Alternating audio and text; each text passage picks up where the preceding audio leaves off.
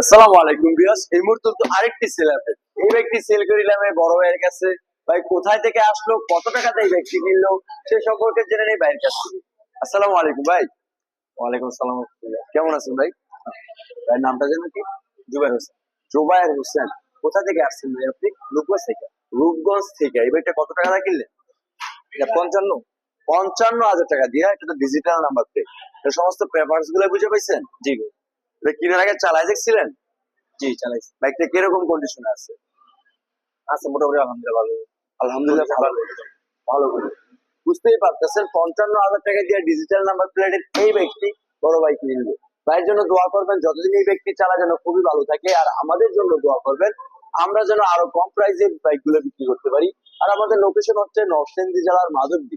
Madhabdi bus station নেমে 20 টাকা রিক্সা ভাড়া নিবে। বলবেন যে শীতলাবাড়ি মোড় মিড টাওয়ার, মিড টাওয়ারের আন্ডারগ্রাউন্ড নিচে সম্রাট বাইক কিনে দেবে। আল্লাহ হাফেজ।